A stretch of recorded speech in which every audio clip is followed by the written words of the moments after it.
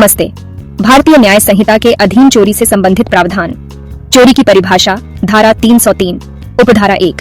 धारा 303 उपधारा 1 चोरी के मूल अपराध को इस प्रकार परिभाषित करती है, जो कोई भी किसी व्यक्ति के कब्जे में से उस व्यक्ति की सम्मति के बिना कोई जंगम संपत्ति बेईमानी से ले लेने का आशय रखते हुए वह संपत्ति ऐसे लेने के लिए हटाता है, वह चोरी करता है, यह कहा जाता है।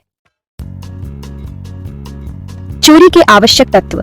परिभाषा में 4 मुख्य तत्व सम्मिलित हैं, जिन्हें चोरी माना जाना चाहिए। बेईमानी का आशय। चोरी बेईमानी के आशय से की जानी चाहिए। चल संपत्ति। चोरी का विषय चल संपत्ति होनी चाहिए। सम्मति के बिना। संपत्ति को कब्जे में रखने वाले व्यक्ति की सम्मति के बिना लिया जाना चाहिए। संपत्ति की आवाजाही। संपत्ति को लेने के लिए उसका गमन अर्थात स्थानांतरण होना आवश्यक है। धारा 303 उपधारा 1 के स्पष्टीकरण। विधि में 5 व्याख्यात्मक खंड दिए गए हैं, जो चोरी की परिभाषा के अनुप्रयोग को स्पष्ट करते हैं। स्पष्टीकरण 1। भूबद्ध संपत्ति। भूमि से जुड़ी संपत्ति को चल संपत्ति नहीं माना जाता है और इसलिए यह चोरी का विषय नहीं हो सकती है। यद्यपि एक बार जमीन से पृथक हो जाने पर यह चोरी की जा सकने वाली अर्थात चल संपत्ति बन जाती है। स्पष्टीकरण 2। पृथक्करण और संचलन। संपत्ति को भूमि से पृथक करने वाला कार्य चोरी के लिए आवश्यक संचलन का गठन कर सकता है। स्पष्टीकरण 3। अप्रत्यक्ष गति। कोई व्यक्ति न केवल भौतिक रूप से किसी वस्तु को हटाकर अपितु निम्नलिखित तरीकों से भी गति का कारण बनता है। गति को रोकने वाली बाधाओं को हटाना, वस्तु को किसी अन्य चीज से पृथक करना। स्पष्टीकरण 4। जीव जंतु के माध्यम से गति। कोई व्यक्ति जो किसी जीव जंतु को हटाता है, उसे उस जीव जंतु को और परिणाम स्वरूप उस जीव जंतु द्वारा हिलाई गई किसी भी चीज को हटाया कारित माना जाता है। स्पष्टीकरण 5। अभिव्यक्त या विवक्षित सम्मति। सम्मति अभिव्यक्त या विवक्षित हो सकती है और इसे निम्न द्वारा दिया जा सकता है। कब्जे में रखने वाला व्यक्ति या कोई भी व्यक्ति जिसके पास ऐसी सम्मति देने के लिए अभिव्यक्त या विवक्षित अधिकार है। दृष्टांत दर्शक मामले। संविधि 16 दृष्टांत, जिन्हें क से त तक बताया गया है, उपबंधित करती है, जो विभिन्न तथ्यात्मक परिदृश्यों में चोरी के सिद्धांतों के अनुप्रयोग को प्रदर्शित करते हैं। ये उदाहरण महत्वपूर्ण विधिक अंतरों को स्पष्ट करते हैं, जैसे पृथ्वी से विच्छेद दृष्टांत का। बेईमानी से इसे लेने के आशय से एक वृक्ष को काटना एक बार पृथक होने पर चोरी माना जाता है। जीव जंतु को चलने के लिए प्रेरित करना दृष्टांत ख। बेईमानी के आशय से चारा का प्रयोग करके दूसरे के कुत्ते को पीछे चलने के लिए प्रेरित करना एक बार कुत्ते के पीछे चलने पर चोरी माना जाता है। अप्रत्यक्ष गतिमान होना दृष्टांत ग। खजाना ले जाने वाले दूसरे के बैल को भगाना एक बार बैल के चलने पर खजाने की चोरी माना जाता है। नौकरों द्वारा चोरी दृष्टांत घ। संपत्ति सौंपे जाने वाला एक नौकर जो बिना सम्मति के बेईमानी से उसे ले लेता है, चोरी करता है। आपराधिक न्यासभंग से अंतर दृष्टांत ड। किसी अन्य के कब्जे में न होने वाली संपत्ति लेना चोरी नहीं है, किंतु यह आपराधिक न्यासभंग माना जा सकता है। रचनात्मक कब्जा दृष्टांत चे। किसी दूसरे के कब्जे वाले घर से संपत्ति लेना जहां संपत्ति रचनात्मक कब्जे में है, चोरी माना जाता है। कब्जे में न होने वाली संपत्ति दृष्टांत छे। किसी के कब्जे में न होने वाली संपत्ति लेना चोरी नहीं है, किंतु यह आपराधिक दुर्विनियोग माना जा सकता है। बाद में लेने का आशय दृष्टांत ज। बाद में लेने के इरादे से संपत्ति को छिपाना भी संपत्ति को पहली बार ले जाने के समय चोरी माना जाता है। बेईमान आशय का अभाव दृष्टांत जी ड ढ त। बेईमान आशय के बिना संपत्ति लेना चोरी नहीं माना जाता, भले ही तकनीकी रूप से स्पष्ट सम्मति के बिना हो। प्रतिभूति हित दृष्टांत न। यदि कोई व्यक्ति अपनी स्वयं की संपत्ति जो विधिपूर्वक किसी अन्य व्यक्ति द्वारा प्रतिभूति के रूप में धारण की गई हो, इस उद्देश्य से लेता है कि वह प्रतिभूति हित को निष्फल कर सके, तो यह चोरी मानी जाएगी। फिरौती परिदृश्य दृष्टांत ठी। वापसी के लिए इनाम पाने के आशय से संपत्ति लेना चोरी माना जाता है। पति या पत्नी द्वारा अंधिकृत उपहार दृष्टांत ढ न। स्वामी पति या पत्नी के अधिकार के बिना पति या पत्नी से संपत्ति लेना लेने वाले के उचित विश्वास के आधार पर चोरी माना जा सकता है।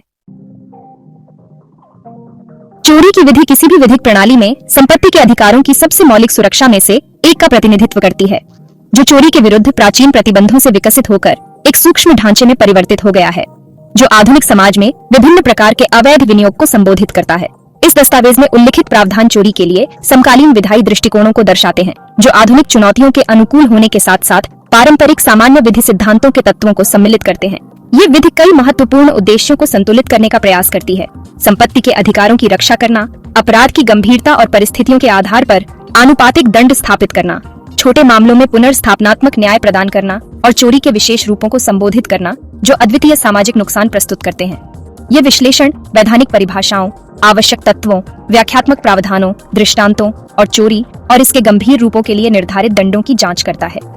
इन विधिक ढांचों को समझना विधिक पेशेवरों, विधि प्रवर्तन अधिकारियों, संपत्ति के स्वामियों और नागरिकों के लिए आवश्यक है, जो संपत्ति के वैध कब्जे और अंतरण की सीमाओं के इच्छुक नागरिकों के लिए आवश्यक है।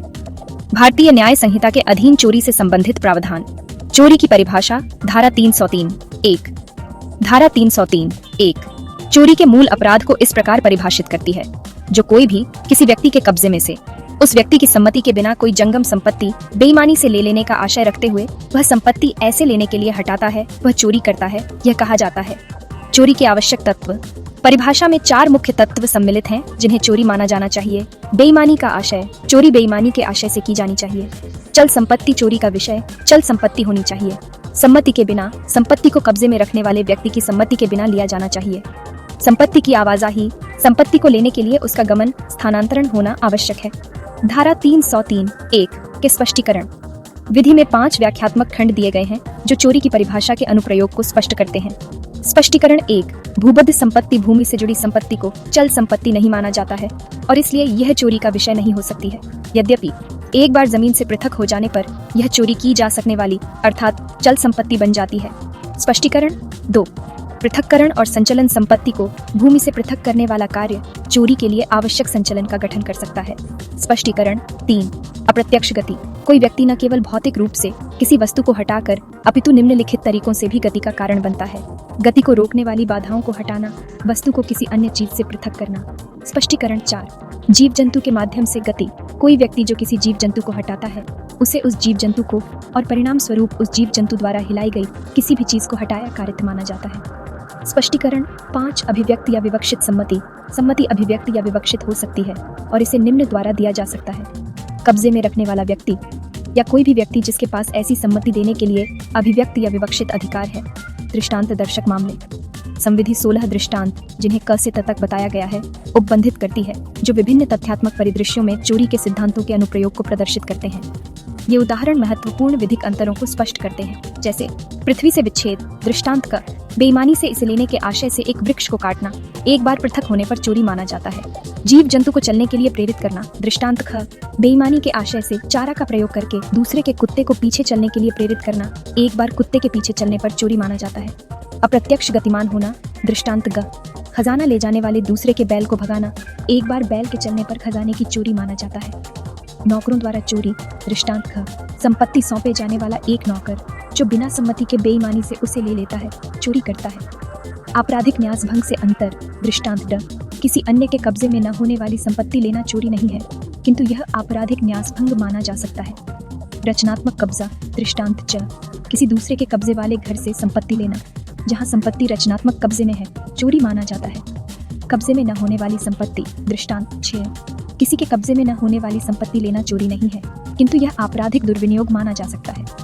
बाद में लेने का आशय। दृष्टांत ज। बाद में लेने के इरादे से संपत्ति को छिपाना भी संपत्ति को पहली बार ले जाने के समय चोरी माना जाता है। बेईमान आशय का अभाव। दृष्टांत झ ड ढ त। बेईमान आशय के बिना संपत्ति लेना चोरी नहीं माना जाता, भले ही तकनीकी रूप से स्पष्ट सम्मति के बिना हो। प्रतिभूति हित। दृष्टांत निम्न ड। यदि कोई व्यक्ति अपनी स्वयं की संपत्ति जो विधि पूर्वक किसी अन्य व्यक्ति द्वारा प्रतिभूति के रूप में धारण की गई हो, इस उद्देश्य से लेता है कि वह प्रतिभूति हित को निष्फल कर सके, तो यह चोरी मानी जाएगी। फिरौती परिदृश्य। दृष्टांत ठ। वापसी के लिए इनाम पाने के आशय से संपत्ति लेना चोरी माना जाता है। पति या पत्नी द्वारा अंधिकृत उपहार। दृष्टांत ढ न। स्वामी पति या पत्नी के अधिकार के बिना पति या पत्नी से संपत्ति लेना लेने वाले के उचित विश्वास के आधार पर चोरी माना जा सकता है। चोरी के लिए दंड। धारा 303(2). चोरी के लिए दंड में सम्मिलित है पहली बार अपराध करने वाले 3 वर्ष तक की अवधि के लिए किसी भी प्रकार का कारावास या जुर्माना या दोनों। बार बार अपराध करने वाले दूसरी या पश्चातवर्ती दंड 1 से 5 वर्ष की अवधि के लिए कठोर कारावास और जुर्माना। छोटी चोरी का उपबंध। 5,000 रुपए से कम मूल्य। पहली बार अपराध करने वाले जो संपत्ति का मूल्य लौटाते हैं या चोरी की गई संपत्ति को वापस करते हैं, सामुदायिक सेवा के साथ दंड। विशेष चोरी अपराध। झपटमारी। धारा 304। धारा 304 उपधारा 1 छीनने के विशेष अपराध को परिभाषित करती है। चोरी तब झपटमारी है यदि चोरी करने के लिए अपराधी अचानक या शीघ्रता से या बलपूर्वक किसी व्यक्ति या उसके कब्जे से कोई जंगम संपत्ति को अभिग्रहण कर लेता है या छीन लेता है या रख लेता है। झपटमारी का दंड। धारा 304 उपधारा 2 झपटमारी के दंड में सम्मिलित है 3 वर्ष तक की अवधि के लिए किसी भी प्रकार का कारावास और जुर्माना। चोरी के गंभीर रूप। धारा 305। धारा 305 कुछ स्थानों पर या विशिष्ट प्रकार की संपत्ति से जुड़ी चोरी के लिए बढ़े हुए दंड को निर्धारित करती है। संरक्षित स्थान, मानव आवास के रूप में उपयोग की जाने वाली निर्माण, तंबू या जलयान। संपत्ति की अभिरक्षा के लिए उपयोग की जाने वाली निर्माण, तंबू या जलयान। परिवहन से संबंधित चोरी, माल या यात्रियों के लिए उपयोग किए जाने वाले किसी भी परिवहन के साधन की चोरी। ऐसे परिवहन के साधनों से वस्तुओं या सामानों की चोरी। धार्मिक संपत्ति, पूजा स्थलों से मूर्तियों या चिन्हों की चोरी। लोक संपत्ति, सरकार या स्थानीय प्राधिकरण की संपत्ति की चोरी। गंभीर चोरी के लिए दंड। चोरी के इन गंभीर रूपों के लिए दंड में सम्मिलित है कारावास 7 वर्ष तक की अवधि के लिए किसी भी प्रकार का कारावास और जुर्माना। क्लर्क या नौकर द्वारा चोरी। धारा 306। जब चोरी निम्न द्वारा की जाती है, क्लर्क या नौकर की हैसियत से नियोजित व्यक्ति अपने स्वामी या नियोक्ता के कब्जे में संपत्ति के संबंध में दंड है 7 वर्ष तक की अवधि के लिए किसी भी प्रकार का कारावास और जुर्माना। नुकसान कर्रित करने की तैयारी के साथ चोरी। धारा 307। जब चोरी निम्नलिखित के लिए तैयारी करने के पश्चात की जाती है: मृत्यु, चोट या अवरोध का कारण बनना या मृत्यु, चोट या अवरोध का भय उत्पन्न करना, इस उद्देश्य से चोरी करना या चोरी करने के बाद भाग जाना या चोरी करके ली गई संपत्ति को अपने पास रखना सजा है 10 वर्ष तक की अवधि के लिए कठोर कारावास और जुर्माना। धारा 307 के लिए दृष्टांत दर्शक मामले। सशस्त्र चोरी। दृष्टांत का: यदि कोई व्यक्ति चोरी करते समय एक लोडेड हथियार लेकर चलता है जिसे प्रतिरोध की स्थिति में प्रयोग करने के लिए तैयार रखा गया हो तो यह सशस्त्र चोरी मानी जाएगी। लुकआउट के साथ समन्वित चोरी। दृष्टांत ख: पीड़ित को रोकने के लिए आसपास तैनात साथियों के साथ चोरी, जेब काटने करना, यदि वे चोर का विरोध करें या उसे पकड़ने का प्रयास करें। निष्कर्ष: इस दस्तावेज में विश्लेषण किए गए चोरी के उपबंध एक परिष्कृत विधिक ढांचे को दर्शाते हैं जो दंड की एक क्रमिक प्रणाली और स्पष्ट रूप से परिभाषित अपराधों के माध्यम से कई सामाजिक उद्देश्यों को संतुलित करता है। यह ढांचा चोरी के विरुद्ध सरल प्रतिबंधों से लेकर एक सूक्ष्म प्रणाली तक विधि के विकास को दर्शाता है जो अपराधी के इतिहास, चोरी के संदर्भ, पक्षकारों के बीच संबंध और नुकसान या हिंसा की संभावना जैसे कारकों पर विचार करता है। चोरी के गंभीर रूपों के लिए कठोर दंड अधिरोपित करते हुए पहली बार मामूली अपराधों के लिए पुनर्स्थापनात्मक न्याय विकल्पों को सम्मिलित करके विधि उचित मामलों में पुनर्वास की अनुमति देते हुए संपत्ति संबंधी अपराधों को रोकने का प्रयास करता है। संक्षेप में, चोरी की विधि किसी भी विधिक प्रणाली में संपत्ति के अधिकारों की सबसे मौलिक सुरक्षा में से एक है का प्रतिनिधित्व करती है जो चोरी के विरुद्ध प्राचीन प्रतिबंधों से विकसित होकर एक सूक्ष्म ढांचे में परिवर्तित हो गया है जो आधुनिक समाज में विभिन्न प्रकार के अवैध विनियोग को संबोधित करता है। इस दस्तावेज में उल्लिखित प्रावधान चोरी के लिए समकालीन विधायी दृष्टिकोणों को दर्शाते हैं जो आधुनिक चुनौतियों के अनुकूल होने के साथ साथ पारंपरिक सामान्य विधि सिद्धांतों के तत्वों को सम्मिलित करते हैं। ये विधि कई महत्वपूर्ण उद्देश्यों को संतुलित करने का प्रयास करती है: संपत्ति के अधिकारों की रक्षा करना, अपराध की गंभीरता और परिस्थितियों के आधार पर आनुपातिक दंड स्थापित करना, छोटे मामलों में पुनर्स्थापनात्मक न्याय प्रदान करना और चोरी के विशेष रूपों को संबोधित करना जो अद्वितीय सामाजिक नुकसान प्रस्तुत करते हैं। यह विश्लेषण वैधानिक परिभाषाओं, आवश्यक तत्वों, व्याख्यात्मक प्रावधानों, दृष्टांतों और चोरी और इसके गंभीर रूपों के लिए निर्धारित दंडों की जांच करता है। इन विधिक ढांचों को समझना विधिक पेशेवरों, विधि प्रवर्तन अधिकारियों, संपत्ति के स्वामियों और नागरिकों के लिए आवश्यक है जो संपत्ति के वैध कब्जे और अंतरण की सीमाओं के इच्छुक नागरिकों के लिए आवश्यक है। धन्यवाद। प्लीज वीडियो को लाइक, सब्सक्राइब, शेयर और कमेंट करना ना भूलें।